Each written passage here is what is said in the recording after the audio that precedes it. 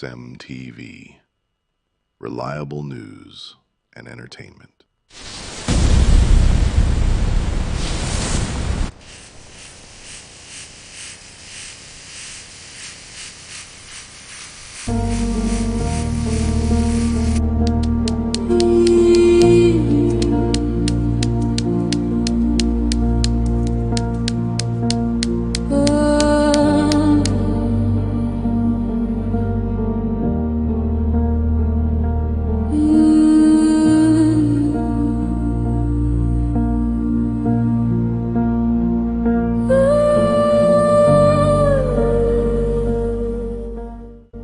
This is CEMTV, reliable news and entertainment.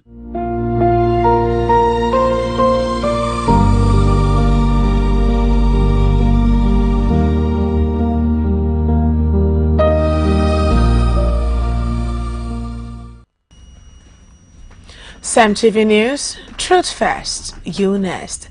Stay informed to stay empowered.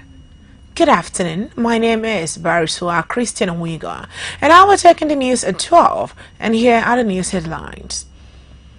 River State House of Assembly initiates steps to address the persistent flooding affecting the Rumowokeda community in Ogbogoro town. Minister of the Federal Capital Territory officially commissions the new headquarters of the body of benchers in Abuja.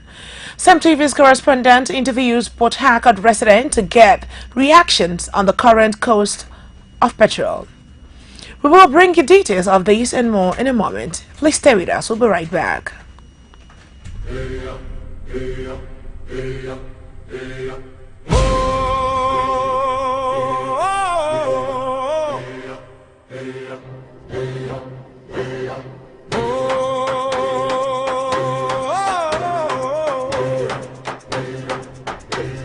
Is it time? I can't wait to see it.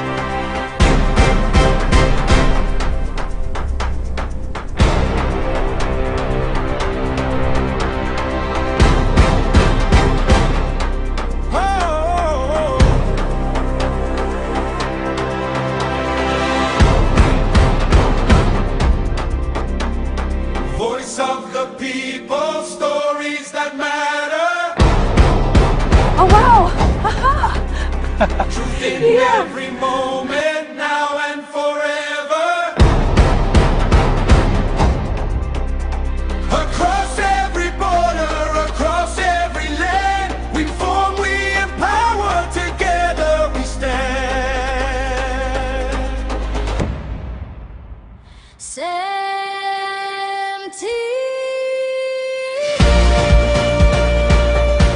From Africa to the world, connecting everybody.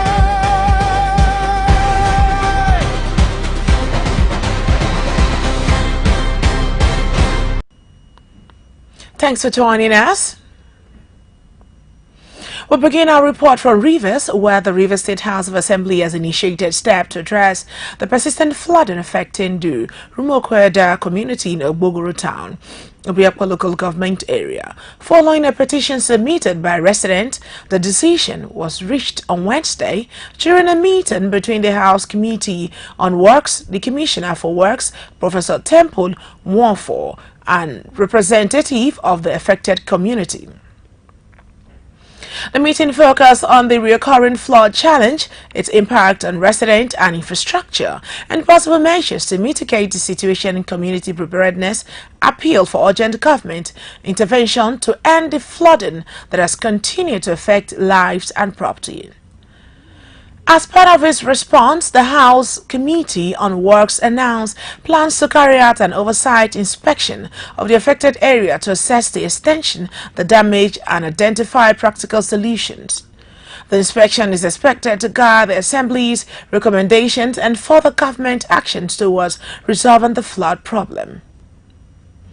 In another development, commercial drivers in Rivers State has called on the state government and relevant authorities to intervene over what they describe as persistent harassment and illegal extortion by members of a tax enforcement task force. The appeal was met during a peaceful gathering in Port Harcourt where the drivers expressed frustration over multiple levies and alleged intimidation while carrying out their daily activities. The drivers allege the task force officials frequently stop vehicles, demand unauthorized payment, and seize vehicles belonging to operators who fail to comply. They said the situation has negatively affected their businesses, increased transportation costs, and made it difficult to earn a living. Speaking on behalf of the drivers, some union members urged the government to investigate the activities of the task force and bring those responsible for unlawful practices to justice.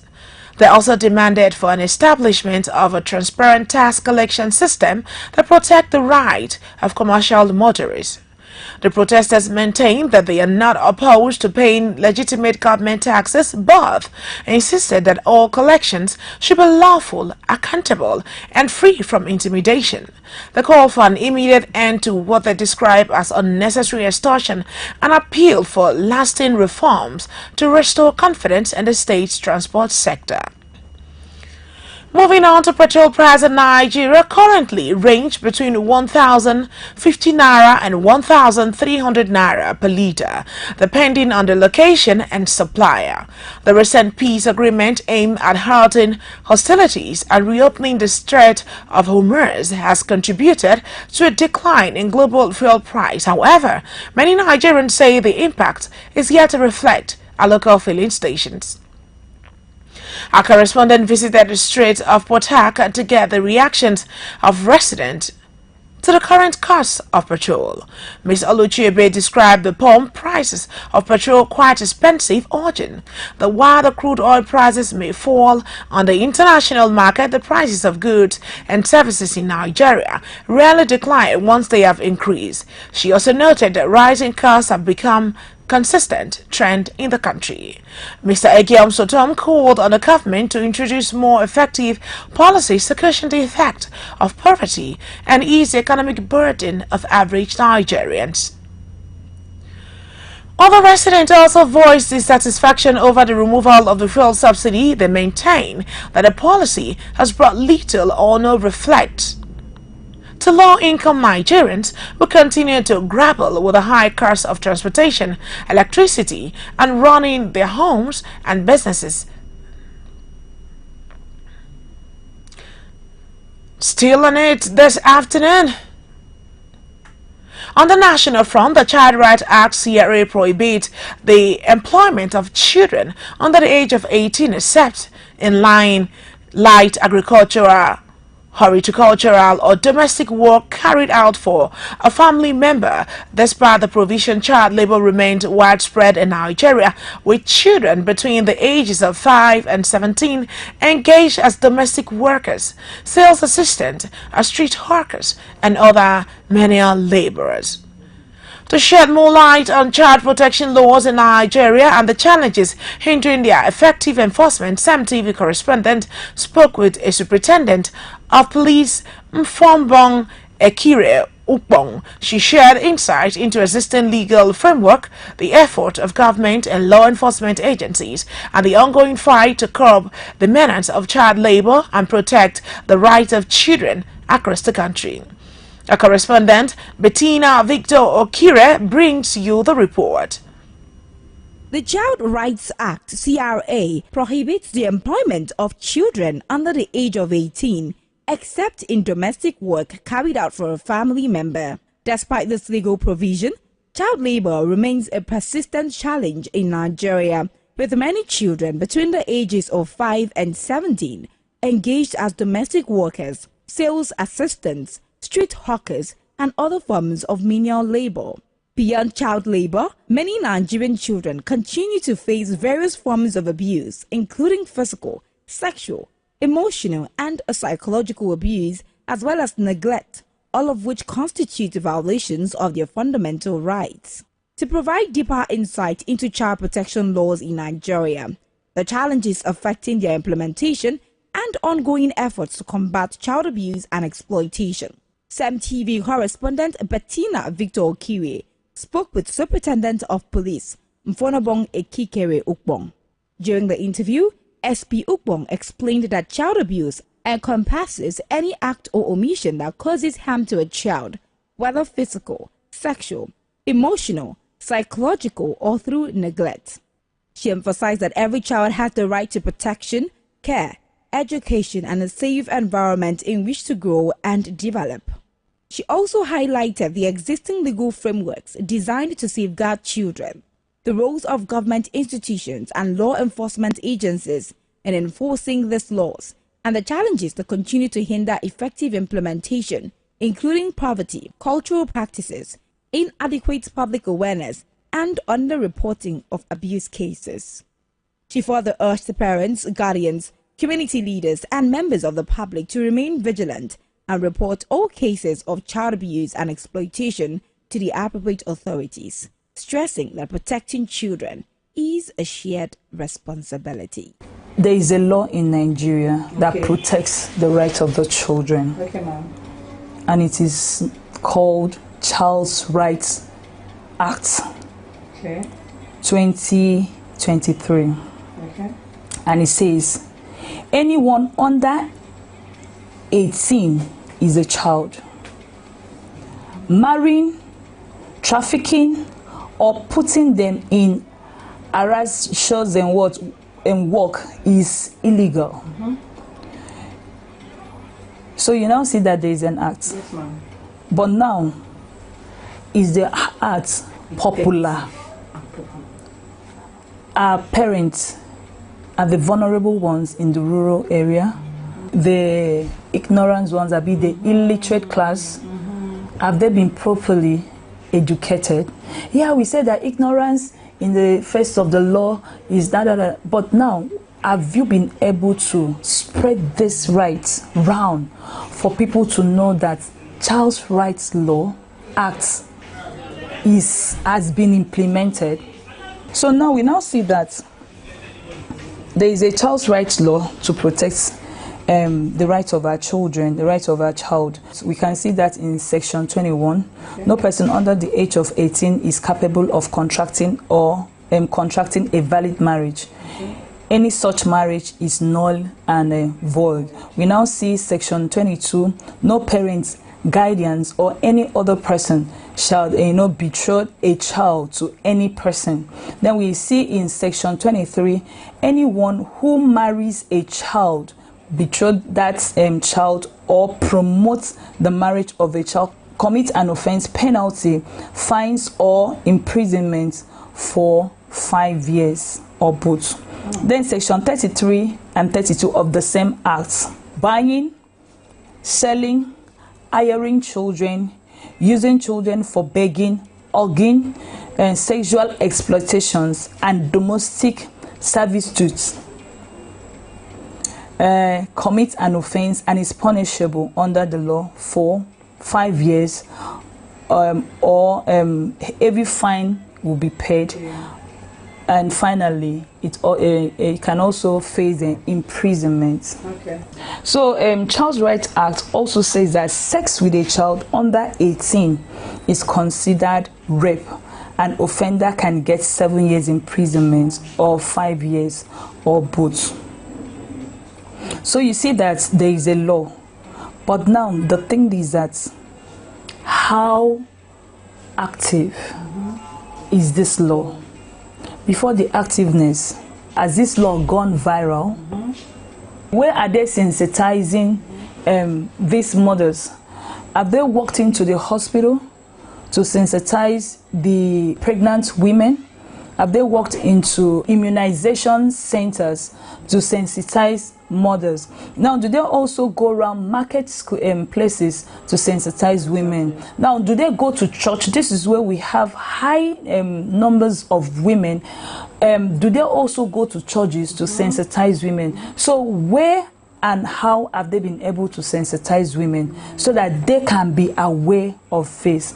And while doing that, how well can we improve this? Because some persons, they may be giving reasons like poverty, family breakdown, and my husband with Nigerian factors and all of that. Is there any empowerment scheme to reduce this poverty? Exactly. so that one can be very comfortable taking care of the child, so that child trafficking, child abuse, and the rest of the thing can be curtailed. There is also a place where you can as well report this conduct, and I can as well give out the number. So number one, you can reach out to NAPTIP with this number 070 300 another 00, then 203. Then you can as well report to the police. Then you can as well also report to State Ministry of Women Affairs to Child Protection, and you can as well report to the High Court. So I think with all of this, we can now see that the awareness, if we have all of these offices here, you can now say that we should work more on creating this sensitization to the women, to the parents, and also see, because with sensitization, knowledge can never be wasted, and also seek a kind of this thing, empowerment scheme that can be given out to these vulnerable parents who, as a result of poverty and whatever reasons related to food and other things, can be reduced. And we also see how we can as well save the future of those children. Meanwhile, Nigeria's tax revenue is projected to reach a record of 50,000 trillion naira by the end of 2026 as the Nigeria's Revenue Service intensify effort to improve tax compliance and boost revenue generation through reforms and digital innovations. The projection was contained in an agency media economic snapshot which highlighted significant growth in collections during the first half of the year. According to the report, the NRS generated an estimated 21.6 trillion naira between January and June 2026, with non-oil revenue contributing about 76% of total collections. The agency also disclosed that Nigeria's tax to GDP ratio rose from 10 to 0% in May 2023 to 13% in the first half of 2026, reflecting improvement in revenue mobilization. The revenue growth was attributed to the rollout of the national e-invoicing system for large taxpayers, the implementation of 4 tax reform laws that became effective on January 1st, 2026, and the transition from the Federal Inland Revenue Service to the Nigeria Revenue Service, which consolidated tax and non-tax revenue collection under one institution. The NRS further stated the Executive Order 9 introduced in February 2026 helped increase monthly Federation account receipt by 60% from 1.8 trillion naira in February to 2.88 trillion naira in March after closing loopholes in upstream remittance, and the agency expressed confidence that the ongoing reforms will sustain revenue growth and enable Nigeria to achieve the projected 50,000 trillion naira targeted by the end of the year.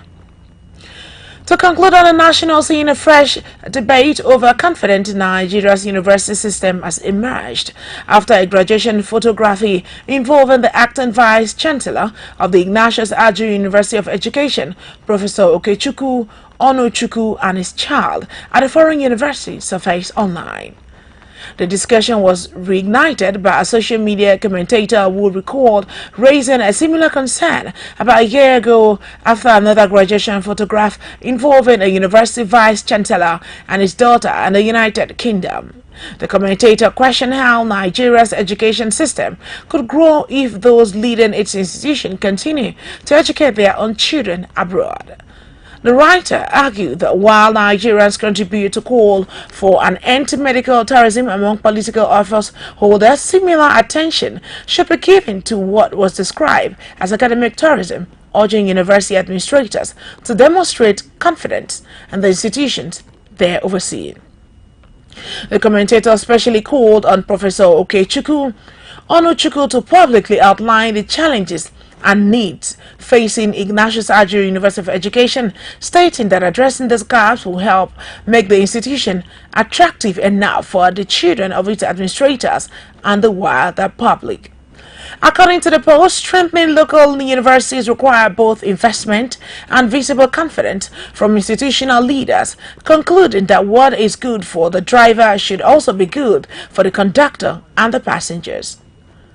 We move to African news, where Senator Adams Oshomole has called on the federal government to use profit generated from South African-owned companies operating in Nigeria, particularly Stanbic IBTC Holdings, to compensate Nigerians who lost loved ones, businesses and properties during xenophobic attacks in South Africa. Oshomole made the call while reacting to remarks he attributed to a South African minister who reportedly said Nigerians affected by the attacks would not receive compensation. According to the senator, Nigerian taxpayers should not bear the curse of compensating victims when South African companies continue to make significant profit from investment in Nigeria. He also argued that those profits should instead be appropriated to provide compensation for affected Nigerians. The former Edo State governor said the proposed measure would serve as a reciprocal response to South Africa's refusal to compensate victims and demonstrate Nigeria's commitment to protecting the interests of its citizens.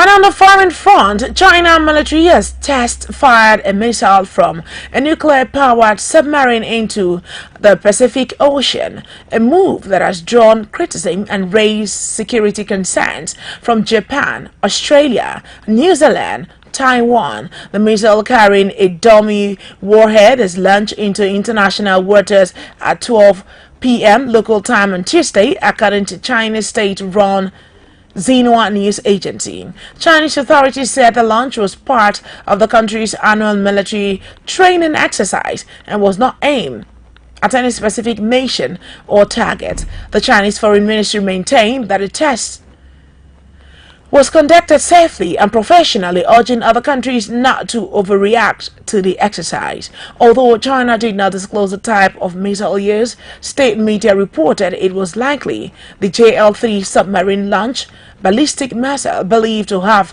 the capacity to reach the continental United States from Chinese coastal waters. A defense analyst says the test will be closely monitored by the United States and its allies for insight into Chinese growing military capabilities. Still to come, and the news stories are: Nigerian Association of Medical, Child and Dental Academics warn the poor welfare for medical lecturers threatening the training of future doctors in Nigeria. Nigeria Civil Aviation Authority warns that plans to reduce its share of its 5% ticket sales charge could affect aviation safety. And let's go on a short break and we'll be right back. Stay here and go. What's on your mind today? The goal by Victor Osimhen was amazing. The economy. Isn't that what's on everybody's mind? I would like to see more women in positions of authority. If you heard and saw it from CEMTV, you can take it to the bank.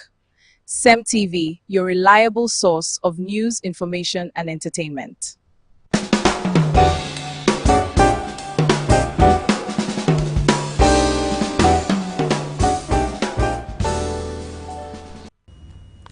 Thanks for staying tuned. Now to the rest of the news.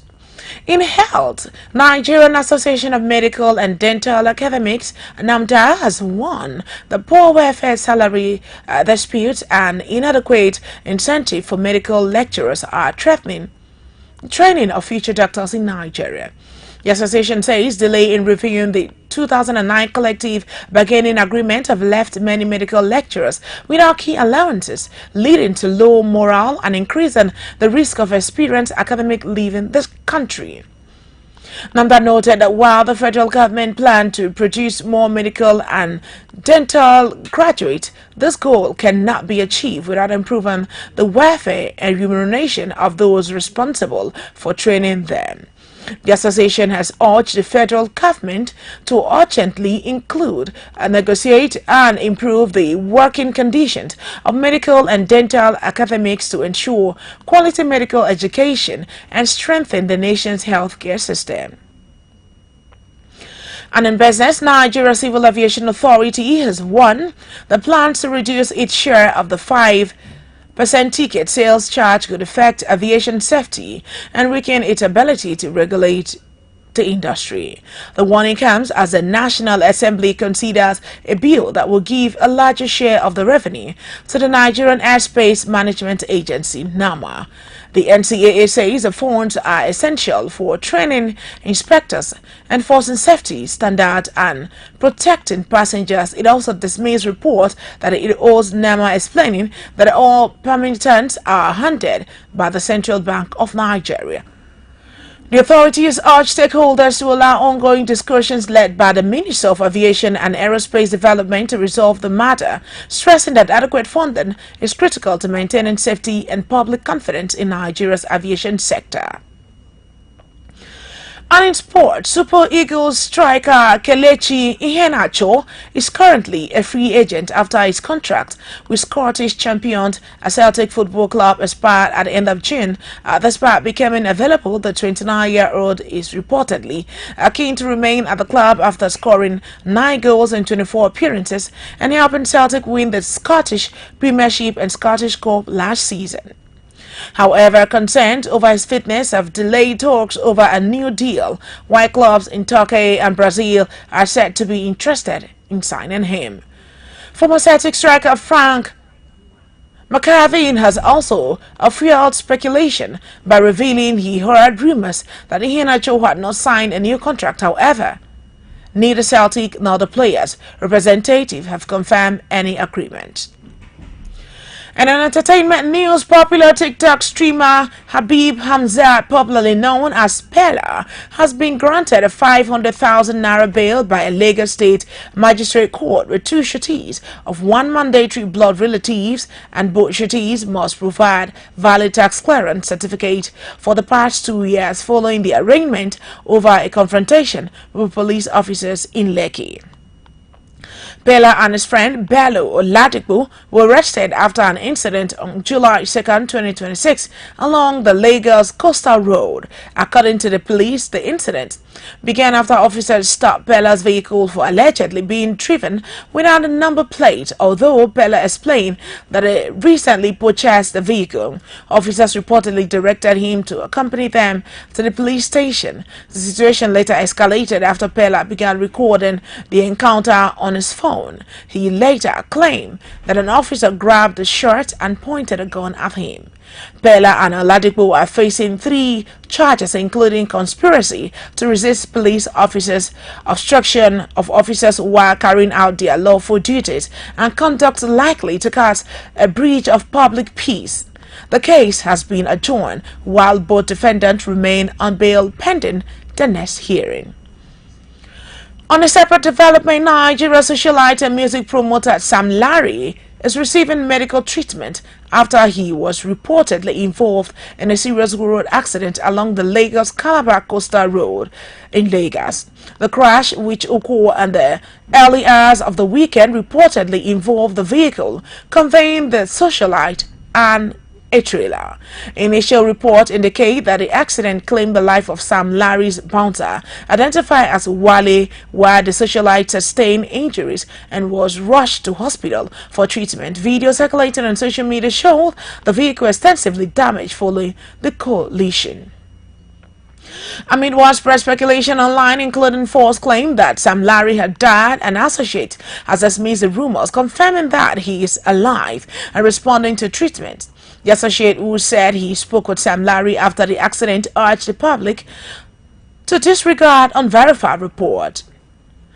And in a more recent update, Sam Larry reportedly addressed supporters from his hospital bed expressing gratitude for surviving the crash. He disclosed that he is currently unable to work and will temporarily rely on a wheelchair during his recovery, while adding that doctors expect him to be discharged after further treatment.